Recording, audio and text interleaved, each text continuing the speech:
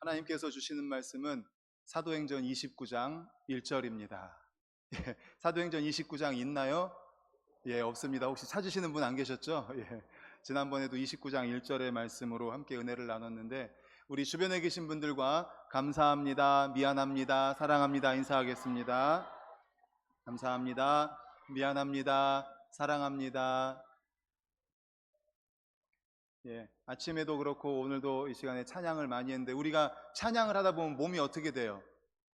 몸이 좌우로 이렇게 움직이죠. 예, 찬양하는데 몸이 안 움직이면은 조금 이상한 겁니다. 찬양을 들어도 움직이죠. 예, 찬양할 때는 몸이 좌우로 움직이고 기도할 때는 어떻게 움직여요? 앞으로 왔다 갔다 해요. 그래서 우리는 찬양하고 기도하면서 십자가를 그려요. 네, 옆으로 찬양하고 앞뒤로 주여 하면서 십자가를 그려야 됩니다. 항상 기도와 찬양으로 십자가를 그리는 우리 반석교회 성도님들 되시기를 축복합니다. 아멘. 예, 우리가 2주 전에 사도행전 29장 1절, 우리가 써야 할 사도행전 29장이라는 제목으로 어떤 이야기를 써야 된다고 했죠? 증인. 예, 2주 전에는 증인, 내가 증인이 돼야 된다라는 말씀을 함께 나눴습니다. 오늘은 두 번째로 사도행전 29장 1절에 무엇을 써야 할지를 함께 살펴보려고 합니다. 그것은 바로 성령님의 이야기를 써야 합니다. 누구의 이야기요? 성령님의 이야기를 써야 합니다. 사도행전은 이 땅에 교회가 어떻게 시작되었는지를 자세히 보여주고 있습니다. 교회가 이 땅에 어떻게 세워졌습니까? 교회는 무엇입니까? 바로 믿는 자의 무리가, 우리 성도님들이 교회인 줄로 믿습니다. 아멘. 그렇습니다. 신약에 와서의 교회는 바로 성도님들의 이 모임, 이 공동체가 바로 교회입니다. 물론 이 땅에 교회가 언제부터 왔는가 하는 것에 대해서 스데반이 광야 설교를 이야기했습니다. 사도행전 7장 38절에 광야 교회 이야기를 하는데 우리 같이 읽어보겠습니다. 시작. 신의 산에서 말하던 그 천사와 우리 조상들과 함께 광야 교회에 있었고 또 살아있는 말씀을 받아 우리에게 주던 자가 이 사람이라. 아멘.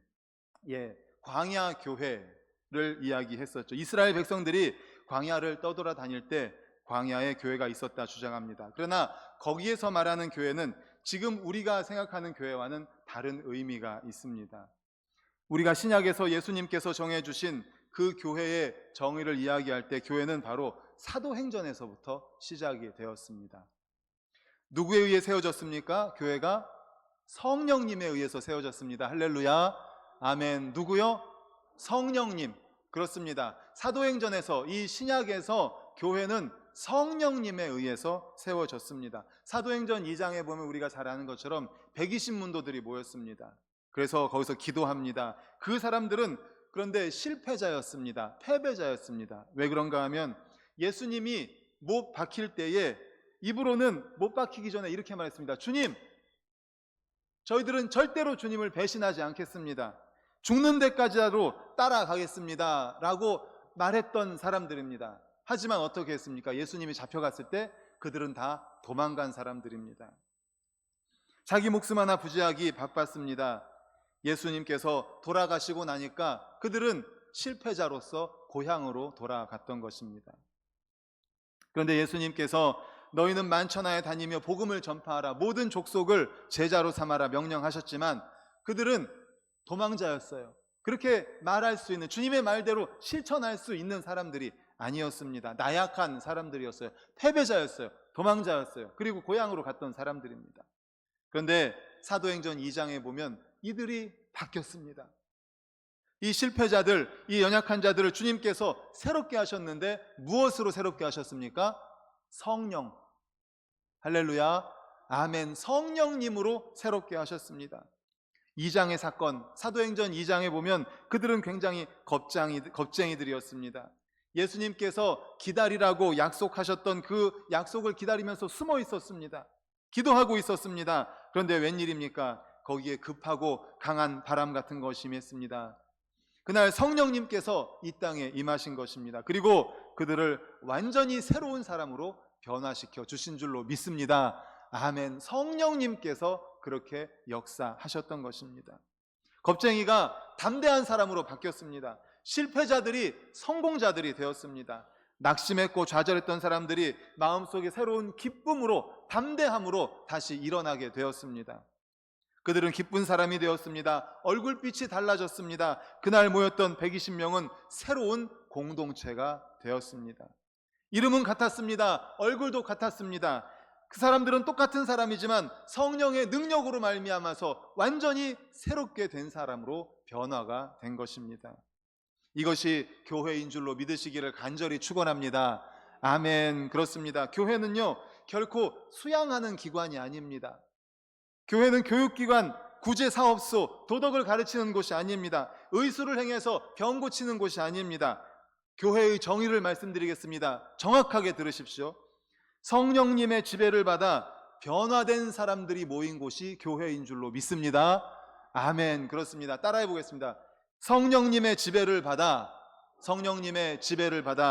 변화된 사람들이 모인 곳 교회입니다.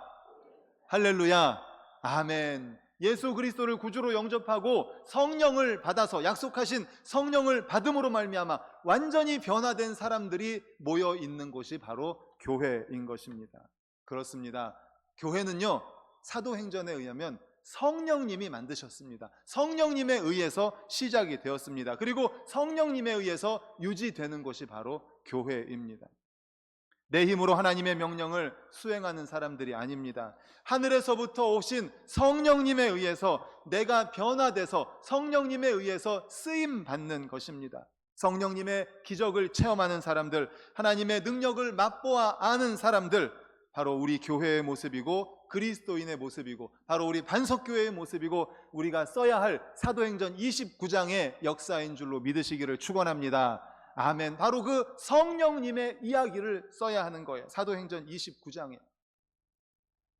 그 성령님의 역사가 사도행전에 보면 참 많이 나옵니다. 사도행전 1장에 보면 베드로가 어떤 사람이었습니까? 십자가를 앞두고 예수님께서 체포되셨을 때, 예수님께서 과거에 예수님이 체포되셨을 때 3번이나 부인했던 사람이 바로 베드로 아닙니까? 그런데 그가 사도행전에 보면 베드로가 나가서 설교했더니 수천 명이 예수님을 믿는 그런 역사가 나타납니다. 어떻게 그런 일이 가능했는지 사도행전 4장 8절을 우리 화면 보고 같이 읽겠습니다. 시작. 이에 베드로가 성령이 충만하여 이르되 백성의 관리들과 장로들아. 베드로가 뭐가 충만했어요? 성령이 충만했습니다. 바로 성령의 이야기입니다. 성령이 충만해서 설교했을 때 수천 명이 변화를 받습니다.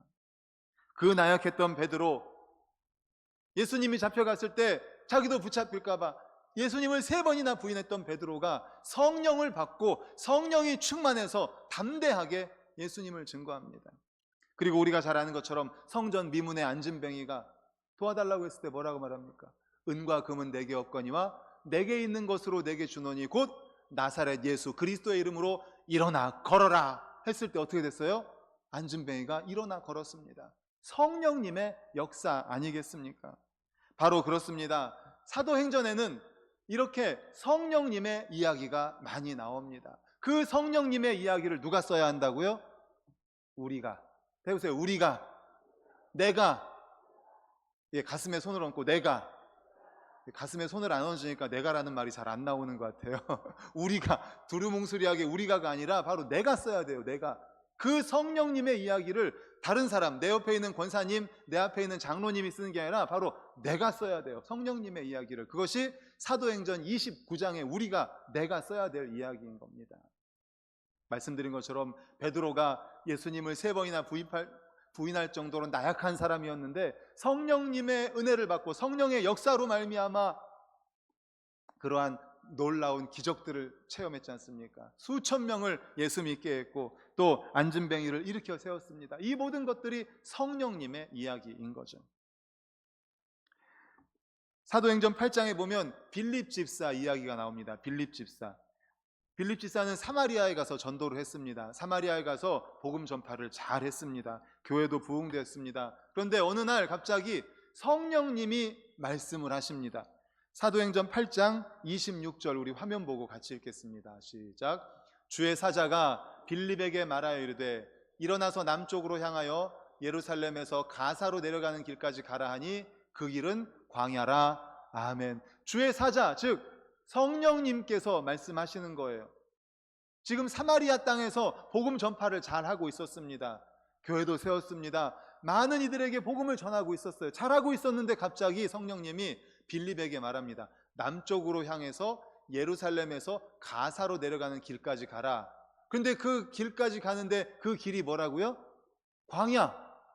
아니 지금 복음을 전하고 있는데 광야에 가서, 광야는 사람이 살지 않는 곳이잖아요. 그런데 가서 뭐 하라고?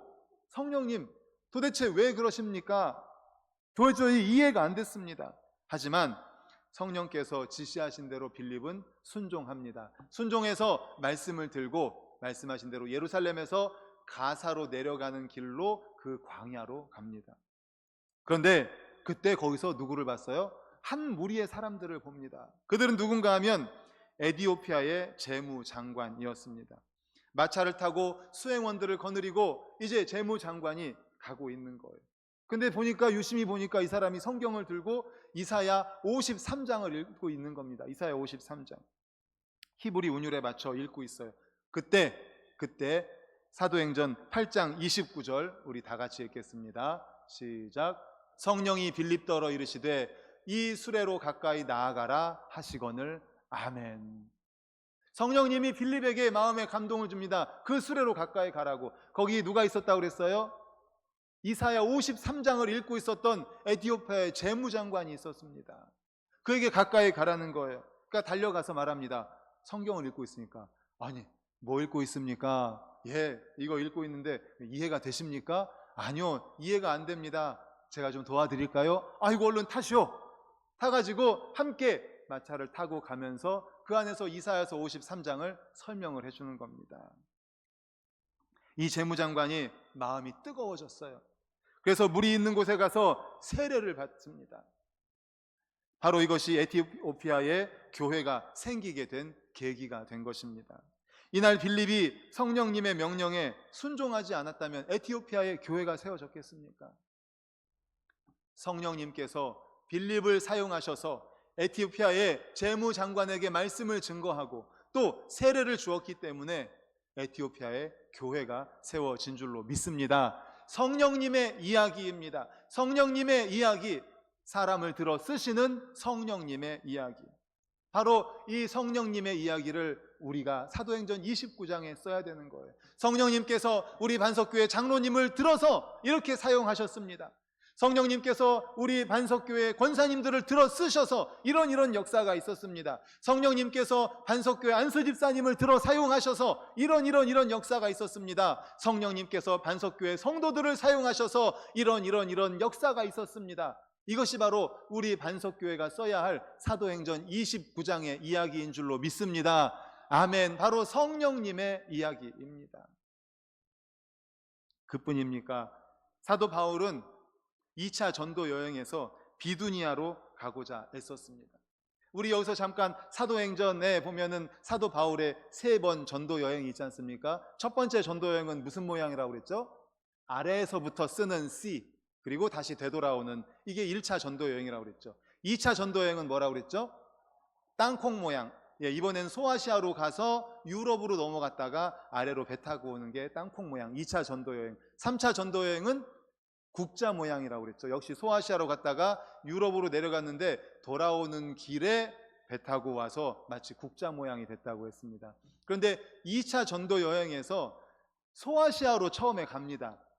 그래서 소아시아로 가면서 사도 바울이 소아시아 다른 지역으로 그렇게 전도하러 가려고 했는데 성령님께서 계속 막으시는 거예요. 이쪽으로 가려고 하는데 막고, 저쪽으로 가려고 하는데 막고, 이렇게 막고 어디까지 갔어요? 결국 유럽으로 넘어가게 되죠. 바로 이겁니다.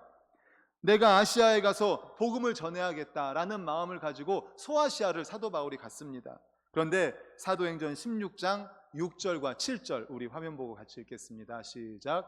성령이 아시아에서 말씀을 전하지 못하게 하시거늘 그들이 부르기아와 갈라디아 땅으로 다녀가 무시아 앞에 이르러 비두니아로 가고자 했으되 예수의 영이 허락하지 아니하시는지라.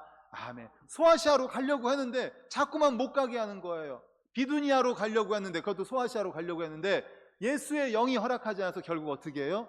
유럽으로 넘어갔어요. 그래서 모양이 땅콩 모양이 된 거예요. 2차 전도 여행에서 성령님께서 유럽으로 가도록 인도하셨던 겁니다. 그 결과 유럽이 복음화되었습니다. 로마가 복음화되었습니다. 300년도 채 가지 않아 기독교가 세계를 지배하게 된 줄로 믿습니다. 만약에 그때 유럽으로 가지 않았다면 이런 역사는 나타날 수 없었습니다. 그렇습니다. 그래서 사도행전의 주인공은 사도가 아니라 성령님입니다. 혹시 이런 책 보셨어요? 성령행전? 예, 성령행전이라는 책도 있고요. 목사님들이 설교할 때 성령행전이라고도 많이 하세요. 왜 그럴까요? 사도행전은 바로 성령님의 역사이기 때문에 그렇습니다. 따라해보세요. 성령행전. 사도행전은 성령행전입니다. 사도행전은 성령행전입니다. 그렇습니다. 성령님의 역사가 있기 때문에 성령행전이라고 합니다. 성령님께서 교회를 세우셨습니다. 성령님께서 교회를 부흥시키셨습니다. 성령님께서 지금 말씀드린 것처럼 베드로를 쓰셨고, 성령님께서 빌립을 쓰셨고, 성령님께서 사도 바울을 쓰셨고, 성령님께서 사도행전 나오는 수많은 믿음의 선배들을 사용하셔서 하나님 나라를 확장시켰고 복음이 전파되게 하셨습니다. 그래서 사도행전은 성령행전이고, 우리가 이어서 써야 할 사도행전 29장의 이야기는 성령님의 이야기가 되어야 할 줄로 믿습니다. 아멘, 아멘. 말씀드린 것처럼 성령님의 인도하심으로 사도 베드로가 이런 일을 했습니다. 성령님의 역사로 순종하여서 빌립이 이런 일을 했습니다. 성령님의 역사로 사도 바울이 전도 여행을 갖고 유럽으로 넘어가서 전 세계가 복음화되었습니다. 바로 이것이 우리가 29장에서 이었어야 할 사도행전인 것입니다.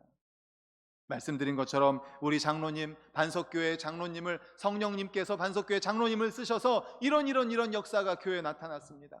성령님께서 반석교회 안수집사님을 사용하셔서 이런 역사가 반석교회에 나타났습니다. 성령님께서 반석교회 권사님들을 사용하셔서 이런 역사가 나타났습니다. 성령님께서 반석교회를 쓰셔서 우리 반석교회가 이 지역사회에 이런 역사를 나타났습니다. 반석교회가 구원의 방주가 되었습니다. 할렐루야, 아멘. 이 성령행전, 성령님의 이야기를 이어서 쓰는 우리 모든 성도님들 되시기를 간절히 축원합니다. 아멘. 우리가 써야 될 사도행전 29장은 지난주에 말씀드린 대로 증인의 이야기. 첫 번째로 써야 될 사도행전 29장은 증인. 우리가 바로 증인이라는 이야기를 써야 됩니다. 두 번째로 오늘 말씀처럼 사도행전 29장에 두 번째로 써야 될 이야기는 바로 성령님의 이야기. 우리 모든 성도님들 꼭 기억하십시오. 내가 증인이 돼서 나를 통해서 죽어가는 영혼들을 인도한 이야기를 써야 될 것이고, 성령님을 통해서 우리 교회와 우리를 사용하셔서 나타내신 수많은 일들을 써야 되는 것이 사도행전 29장이라는 것을 기억하시면서 우리 모든 성도님들 한번 써보셨으면 좋겠습니다. 이어지는 사도행전 29장 기대가 됩니다. 우리 주님께서도 기대하실 줄로 믿습니다. 아멘. 우리 이 시간에 가서 제자 삼으로 함께 찬양하고 우리 받은 말씀을 가지고 기도하겠습니다. 우리 박수치며 힘차게 찬양하겠습니다. 갈릴리 마을 그 숲속에서, 갈릴리 마을 그 숲속에서 주님 11제자, 주님 그 11제자 다시 만나시사 마지막 그들에게 마지막 말씀하시기를